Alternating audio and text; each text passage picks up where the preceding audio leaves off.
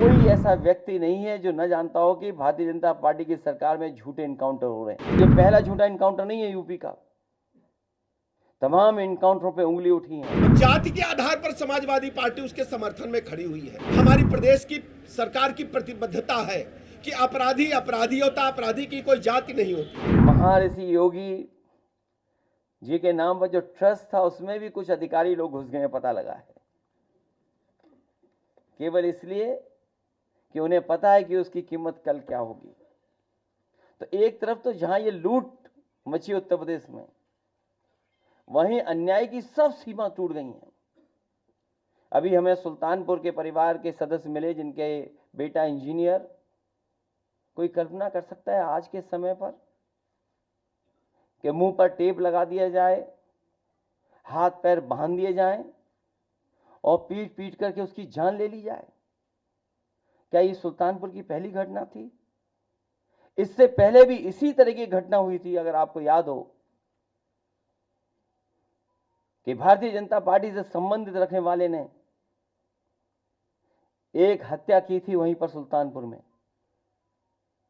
और अभी जो झूठी कहानी पढ़ी जा रही है इनकाउंटर को लेकर के, कोई ऐसा व्यक्ति नहीं है जो न जानता हो कि भारतीय जनता पार्टी की सरकार में झूठे इनकाउंटर हो रहे हैं, हत्या की जा रही है।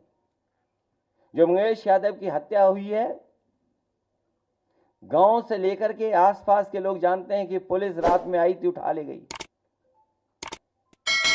पुलिस उठा करके ले गई एसटीएफ। और सोचिए आप कैसी कहानी गढ़ी गई कि उसके पास नया बैग था, अमेरिकन टूरिस्ट बैग बताया गया, और जब बैग खोला गया तो उसमें भी कपड़े नए मिले, शोरूम से खरीदे हुए। और जो मोटरसाइकिल मिली, सुनने में आ रहा है कि जो मोटरसाइकिल जिसकी चोरी हुई थी, कई दिनों बाद एफआईआर लिखी गई और उसके घर परिवार के लोगों के मां का इनको दर्द समझ में नहीं आ रहा, बहन के आंसू नहीं समझ में आ रहे हैं। और सोचिए कैसा दिमाग इनका, सरकार ने कैसी होशियारी दिखाई कि चप्पल में इनकाउंटर कर दिया। बताइए आप, कैसा दिमाग है इन लोगों का,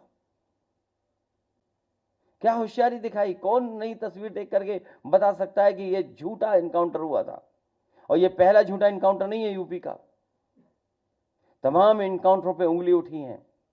जिस समय पहला इनकाउंटर नोएडा में जिम इंस्ट्रक्टर को हुआ था, उस समय भी हम लोगों ने कहा था कि पुलिस वालों ने लूटने के लिए, दबाव बनाने के लिए हत्या का प्रयास किया है, और उस समय भी कार्रवाई नहीं हुई है। अभी तक जितनी भी हत्याएं हुई हैं या इनकाउंटर हुए हैं, सबसे ज्यादा पीड़ित परिवार के लोगों की हत्या की है सरकार ने।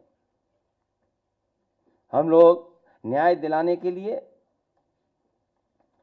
सदन से लेकर के और संघर्ष के बीच में भी जाना पड़ेगा, तो समाजवादी लोग पीछे नहीं रह सकते। सुल्तानपुर की घटना में वांछित अपराधियों को हमारी पुलिस ने गिरफ्तार किया और पुलिस मुठभेड़ के दौरान एक व्यक्ति मारा गया। अब जाति के आधार पर समाजवादी पार्टी उसके समर्थन में खड़ी हुई है। हमारी प्रदेश की सरकार की प्रतिबद्धता है कि अपराधी अपराधी होता, अपराधी की कोई जाति नहीं होती। मैं कहना चाहता हूं कि हमारे साथ सर्व समाज के लोग जुड़े हैं। हमारी सरकार किसी व्यक्ति विशेष की सरकार नहीं है, यह सबकी सरकार है, सबके हितों की चिंता करती है। लेकिन हमारी जिम्मेदारी है हम प्रदेश में कानून के राज को स्थापित करें और हर स्थिति में लोगों को भयमुक्त वातावरण प्रदान करें।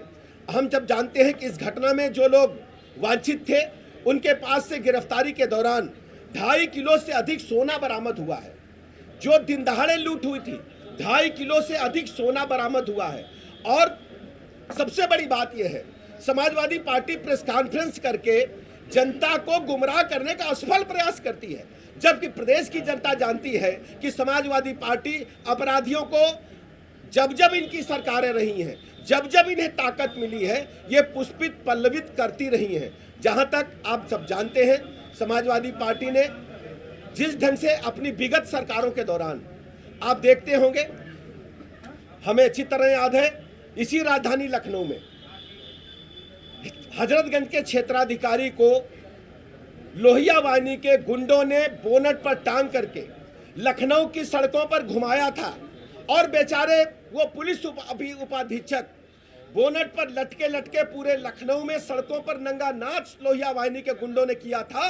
फिर लोहिया वाहिनी के गुंडों की हिम्मत देखिए, उस समय जब समाजवादी पार्टी की सरकार थी, उस जीप को ले जाकर के एसएसपी लखनऊ के बंगले में घुसा दिए थे और एसएसपी लखनऊ के माध्यम से उन गुंडों को, जिन लोगों ने क्षेत्राधिकारी हजरतगंज को बोनट पर जीप पर टांगा था, उनको बचाने का काम हुआ था।